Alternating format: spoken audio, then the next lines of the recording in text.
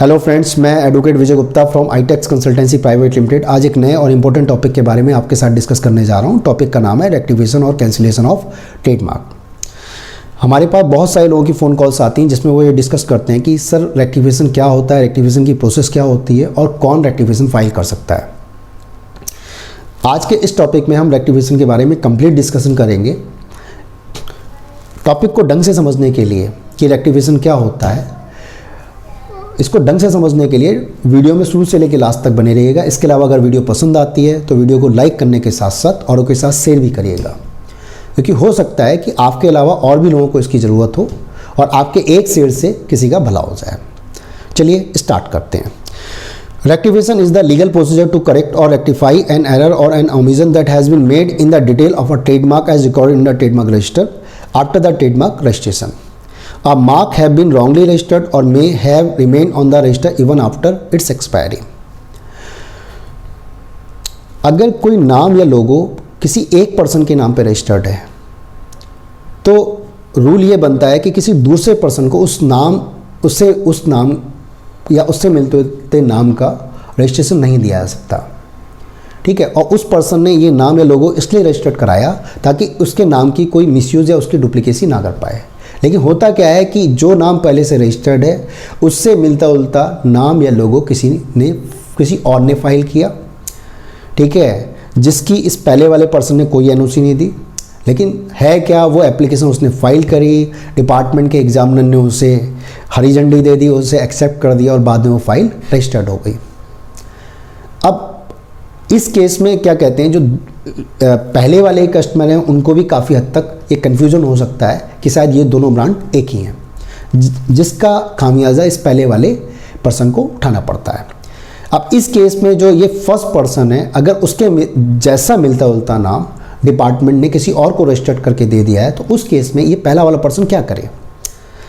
क्या कोई उसके लिए कोई डिपार्टमेंट ने कोई सॉल्यूशन दे रखा है? तो ऑब्वियस है उसके लिए सॉल्यूशन है कि अगर उसको ये लगता है कि उसके जैसा मिलता जुलता नाम किसी और पर्सन को रजिस्ट्रेशन दिया जा चुका है तो उस केस में वो उस नाम को कैंसिल करने के लिए या रजिस्ट्रार के रजिस्टर से रिमूव करने के लिए एक तरह से क्या कर सकता है, रेक्टिफिकेशन की एप्लीकेशन फाइल कर सकता है कि भाई इस नाम को जो ट्रेडमार्क रजिस्टर है उससे क्या किया जाए, रिमूव किया जाए।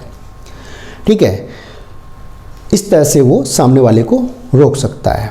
अब जैसे इसका एक एग्जाम्पल है कि एक बिस्लेरी एक ब्रांड हम बहुत पहले सुनते आए, ठीक है, जिसकी बहुत लंबी चौड़ी गुडविल है, बहुत पुराना नाम है। लेकिन होता क्या है कि अब उससे मिलता जुलता कोई नाम, जैसे पॉप बिस्लेरी के नाम से कोई एप्लीकेशन फाइल होती है और आगे जाके वो ब्रांड रजिस्टर्ड भी हो जाता है। तो इस केस में बिस्लेरी क्या करे? तो बिस्लेरी इस नाम को ट्रेडमार्क रजिस्टर से रिमूव करने के लिए या हटाने के लिए क्या करेगा, उसका रेक्टिफिकेशन फाइल करेगा। ठीक है, तो ये एक रेमेडी आती है सामने वाले बंदे के लिए। Ground for filing an application for trademark rectification और कैंसिलेशन। ऐसे कौन कौन से ग्राउंड है जिनके बिहाफ पर ट्रेडमार्क को रेक्टिफाई या कैंसिल करवाया जा सकता है?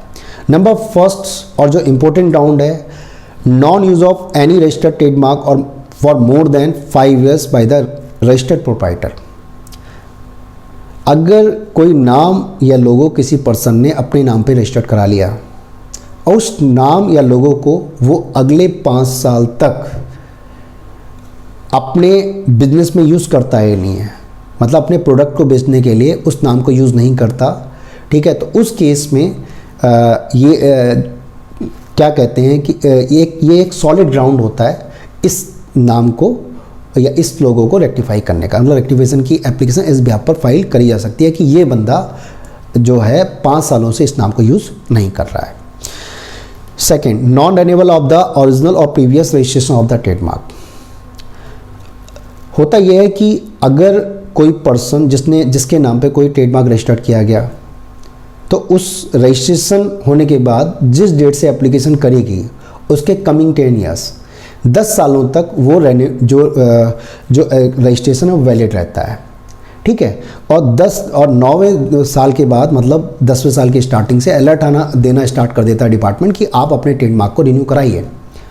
ठीक है, अगर 10 साल के अंदर वो रिन्यू करा लेता है तो ठीक है, नहीं तो उस केस में क्या है, उसके बाद डिपार्टमेंट उसका नाम क्या कर सकता है कि जो ट्रेडमार्क रजिस्टर है उससे रिमूव कर सकता है, क्योंकि उसने उस ट्रेडमार्क को रिन्यू नहीं कराया। हाँ, इतना ज़रूर होता है कि 10 सालों तक रिन्यू कराता है तो उस केस में उसका चालान अभी जो चल रहा है वो एक तरह से क्या है 9,000 का है, और अगर 10 सालों के बाद 11वें साल भी विथ पेनल्टी का क्लोज होता है, उसमें अगर 9 साल के बाद अगर एक भी दिन डिले होता है तो उस केस में जो चालान है वो है आपका 13,000 का, और अगर उसके बाद 6 महीने मतलब 10 साल से 6 महीने के बाद एक भी दिन अगर डिले होता है तो उस केस में वो चालान 18,000 का हो जाता है। अगर 11 साल निकलने के बाद फिर उसका रिन्यूअल नहीं होता, एक तरह से ट्रेडमार्क जो रजिस्टर उसे रिमूव कर दिया जाता है। That the registration was made without sufficient cause or registration was obtained by mispresentation of facts similar to an earlier mark registered। अगर कोई नाम या लोगो जो पहले से रजिस्टर्ड है उससे मिलता जुलता कोई नाम जो है कुछ गलत एविडेंस, गलत एफिडेविट या गलत बिलिंग लगाकर और गलत फैक्ट रखकर, गलत एविडेंस देके क्या कहते हैं कि रजिस्टर्ड करा लिया जाता है और वो ब्रांड रजिस्टर्ड हो जाता है, और बाद में अगर ये पता चलता है कि इसके अंदर जो एविडेंस लगाए गए हैं या फैक्ट प्रेजेंट किए गए हैं वो गलत प्रेजेंट किए गए हैं, तो उस केस में भी एक तरह से क्या है उस ट्रेडमार्क का क्या कहते हैं रेक्टिफाई कराया जा सकता है। ठीक है। नंबर 4, इंक्लूजन और addition of certain more classes और गुड्स और service in case it is against to the business extent of the registered trademark. अगर कोई भी ट्रेडमार्क रजिस्टर्ड कराया जाता है तो उस केस में उसका गुड्स और सर्विस एक लिमिटेड क्राइटेरिया होता है, उसमें वही गुड्स और सर्विस आना चाहिए जो उसकी क्लास से रिलेटेड है। जैसे टोटल 45 क्लास होती हैं, जैसे हम कुछ का सबका तो डिस्कस नहीं कर सकते लेकिन कुछ का डिस्कस कर सकते हैं। जैसे अब मान लेते हैं कपड़े की बात कर लेते हैं, तो कपड़े की क्लास जो आ जाती है वो क्लास 25 आ जाती है। इसी तरह से जो टेक्सटाइल की क्लास है वो क्लास 24 आ जाती है। अब अगर कोई पर्सन अपना कपड़े से रिलेटेड ट्रेडमार्क फाइल करता है, अब वो क्या करता है कि वो टेक्सटाइल और बाकी जो जितने भी क्लोथ्स हैं जैसे कुर्ता पजामा और जीन्स और शर्ट और हॉजरी एनी अदर जितना भी गुड्स है क्लास 24 25 का क्लास एक ही एप्लीकेशन जो 25 की फाइल करता है उसमें सब कुछ उसमें कवर कर देता है, और वो क्या कहते हैं कि डिपार्टमेंट की तरफ से धोखे से अप्रूव भी हो जाता है, वो ब्रांड रजिस्टर्ड भी हो जाता है। तो इस बेस पर भी क्योंकि इसमें एक से ज़्यादा क्लास का गुड्स इंक्लूड है उसका रेक्टिफिकेशन फाइल कराया जा सकता है कि भाई इसमें क्या कहते हैं इन्फॉर्मेशन गलत दी गई है या जो भी है एक से ज़्यादा क्लास का गुड्स और सर्विस है तो इसको कैंसिल किया जाए, तो ये भी एक सॉलिड ग्राउंड होता है। इसके अलावा number 5, non conformity with one or more ground stipulated in section 9 and section 11 of the Indian trademark act of 99। अगर कोई नाम या लोगो रजिस्टर्ड हो जाता है लेकिन एक तरह से उसका रजिस्ट्रेशन सेक्शन 9 और सेक्शन 11 के प्रोविज़न को सेटिस्फाइड नहीं करता, तो ये भी एक सॉलिड ग्राउंड होता है उसको रेक्टिफाई कराने का। तो ये कुछ सॉलिड ग्राउंड होते हैं जिसके बिहाफ पर कोई भी पर्सन किसी ट्रेडमार्क को रेक्टिफाई करने के लिए एप्लीकेशन फाइल कर सकता है। ठीक है, तो अब कौन सा पर्सन रेक्टिफिकेशन फाइल कर सकता है? क्या कोई भी कर सकता है या मतलब कुछ स्पेशल लोग कर सकते हैं? तो जो भी एग्रीड पर्सन है, मतलब जो पीड़ित पक्ष है। अब पीड़ित पक्ष किसे बोला जाएगा कि सीधी सी बात है जिसका नाम या लोगो पहले से रजिस्टर्ड है उससे मिलता जुलता नाम या लोगो किसी और को रजिस्ट्रेशन दिया जा रहा है, तो जो पहली पार्टी है वो कहलाएगा आपका पीड़ित पक्ष या एग्रीड पार्टी। जैसे बिस्लेरी और पॉप बिस्लेरी के केस में जो एग्रीड पार्टी कहलाएगी बिस्लेरी। अब इसी तरह से एक जो नाम आपने देखा होगा, जैसे एक एडिडास एक बहुत पुराना ब्रांड है, बीच में एक नाम अभी चला लोकल प्रोडक्ट है उनमें एक नाम निकला आबिदास। जैसे एडिडास की स्पेलिंग थी ADIDAS, तो आबिदास ABIDAS। ठीक है, तो इसमें हल्का सा डिफरेंस था। इसके अलावा उसका जो फॉन्ट है वो बिल्कुल उसी तरह से प्रेजेंट किया जा रहा था जैसे एडिडास का। उसको देख के लोगों को कन्फ्यूज़न हो रहा था कि ये एडिडास ही है।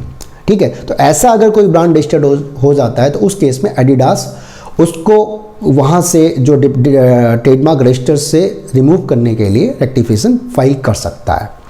ठीक है, तो ये यहाँ तक का हमने डिस्कस किया। इसके अलावा procedure for trademark rectification in India, मतलब इसका प्रोसीजर क्या होता है? तो इसका प्रोसीजर, जैसे हमने एक अपोजिशन के बारे में डिस्कस किया था, इसका प्रोसीजर भी सेम अपोजिशन की तरह होता है। सबसे पहली बात तो जैसे उसके लिए हम टीएमओ फॉर्म फाइल करते थे, यहाँ पर भी रेक्टिफिकेशन फाइल करने के लिए टीएमओ फॉर्म के थ्रू ही रेक्टिफिकेशन फाइल किया जाता है कि टीएमओ फॉर्म में जाके उसका रेक्टिफिकेशन वाला जो पॉइंट है उसे क्लिक किया जाता है, उसके बाद वो फॉर्म ओपन होता है। इसके अलावा इसमें उसी तरह से नोटिस ड्राफ्ट किया जाता है जिसमें सॉलिड फैक्ट रखे जाते हैं कि जो रजिस्ट्रार है सामने वाले का नाम, मतलब जिसके बिहाफ पे कैंसिल करे, सॉलिड फैक्ट होने चाहिए, ठीक है। तो वो सारा वो नोटिस ड्राफ्ट होने के बाद और उसके साथ में अगर कोई पर्सन खुद से अप्लाई कर रहा है तो वो नोटिस अपलोड करेगा। अगर कोई लॉयर या कोई अटॉर्नी अगर उसे क्या कहते हैं फाइल कर रहा है तो उसे सामने वाले की एनओसी चाहिए पड़ेगी, ठीक है। तो वो फाइल करने के बाद, वो अपलोड करने के बाद जब वो रजिस्ट्रार के पास जाता है तो रजिस्ट्रार के पास आने के बाद रजिस्ट्रार क्या करता है कि कुछ टाइम बाद जो सेकंड पर्सन है, ठीक है, उसको क्या करता है, वो नोटिस इशू करता है जिसके नाम पे वो ब्रांड रजिस्टर्ड है, सेकंड वाला, कि भाई ये सामने वाले ने ये नोटिस दिया है, इसका आप आंसर करो विद इन 2 मंथ, ठीक है। तो अगले 2 महीने के अंदर जिस डेट में वो रेक्टिफिकेशन फाइल किया गया, सामने वाले को अपना काउंटर स्टेटमेंट फाइल करना पड़ता है जैसे अपोजिशन में होता था, ठीक है। तो वो काउंटर स्टेटमेंट फाइल करने के बाद फिर क्या होता है कि जो पहली वाली पार्टी है उसे अगले 2 महीने के अंदर अपने एविडेंस देने होते हैं, और इसी तरह से जब अगर वो अपने एविडेंस दे देता है तो जो सेकंड वाली पार्टी है जिसने काउंटर स्टेटमेंट फाइल किया था, ठीक है, वो अपने एविडेंस देगा, ठीक है, एप्लीकेंट अपने एविडेंस देगा।